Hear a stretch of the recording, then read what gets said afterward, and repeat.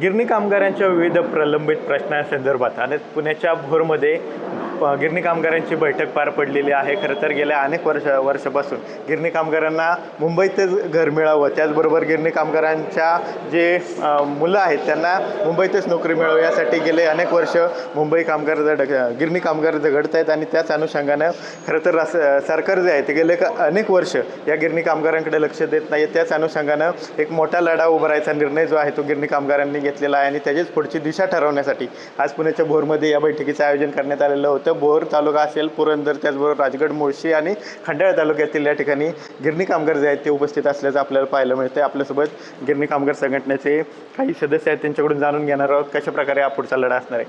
आज बैठक घेण्यात आली भोर तालुक्यात. पुढचा लढा कसा असणार आहे, कशी दिशा असणार आहे पुढच्या आता गिरणी कामगारांचं पुनर्वसन मुंबईतच घरे देऊन केलं पाहिजे आणि त्यांच्या वारसदारांचं या मागण्यांवर साधारण 14 संघटना एकत्र आलेल्या आहेत. आणि आम्ही मुंबई गिरणी कामगार संयुक्त लढा समिती स्थापन केलेली आहे आणि त्याच्या वतीने इथे सर्व श्रमिक संघटनेच्या वतीने इथे आज आम्ही गिरणी कामगारांची आणि त्यांच्या वारसदारांची सभा घेतलेली आहे. आणि ही संबंध महाराष्ट्रामध्ये हा मोहीम चालू आहे आणि त्या मोहिमेचं एकच टोक आहे, ते म्हणजे या अधिवेशन काळामध्ये 10 मार्चला चलो मुंबईचा नारा आम्ही दिलेला आहे आणि हजारोच्या संख्येने आम्ही आझाद मैदानावर जमणार आहोत, विधानसभेवर मोर्चा घेऊन जाणार आहोत आणि सरकारला आम्ही सांगणार आहोत की आता ताबडतोबीने मुंबईत घराचा कार्यक्रम, म्हणजे घर कसं देणार याबद्दलचा ठोस कार्यक्रम जाहीर करा.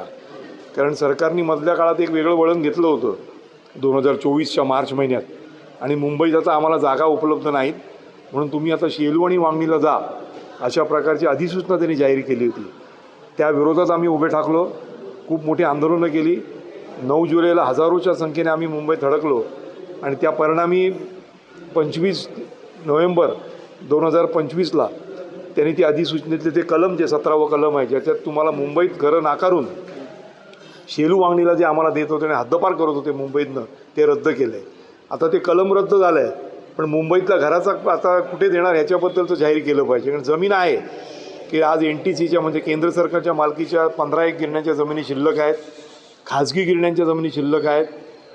मुंबईमध्ये ज्या गिरणी कामगारांच्या चाळी आहेत त्या चाळीमध्ये जर थोडंसं तटेक्षेत्र वाढलं तर त्या जमिनी शिल्लक आहेत. सरकारचे काही प्रकल्प आहेत त्याच्या जमिनी शिल्लक आहेत. त्यामुळे जमिनी नाहीत हे तो चुकीचं त्यांचं आहे. जमिनी तुमच्याकरता अदानीकरता जमीन आहे, लोडाकरता जमीन आहे. पण ज्यांनी मुंबईच्या गिरणी कामगारांनी हे मुंबईसह संयुक्त महाराष्ट्र मिळवून दिला, त्याकरता रक्त सांडवलं, अगदी स्वातंत्र्य लढाईमध्ये सुद्धा हौतात्म्य पत्करलं, देशातल्या कामगार चळवळीचा पाया घातला, त्याला मात्र मुंबईत जमीन नाही हे आम्ही मान्य करू शकत नाही. आणि या सरकारला आम्ही हाच जाब विचारत जाणार आहोत की तुम्ही कोणाचे प्रतिनिधी आहात?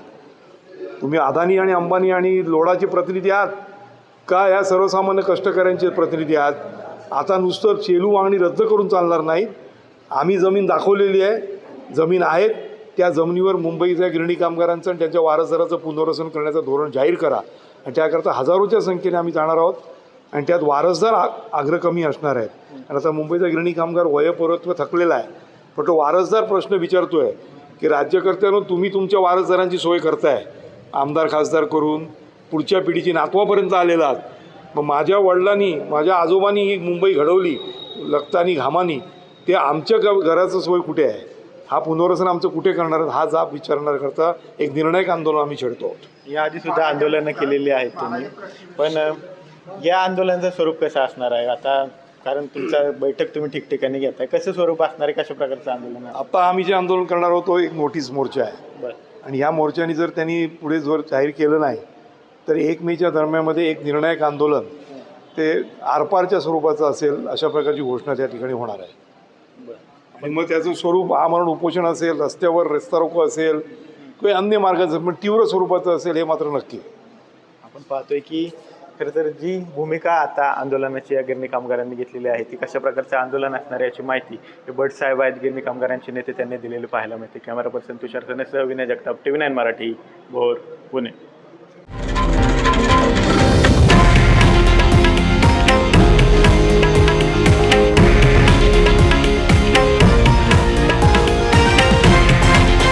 हे आहे देशातील नंबर 1 न्यूज नेटवर्क आणि आपण पाहत आहात TV9 मराठी, एकमेव.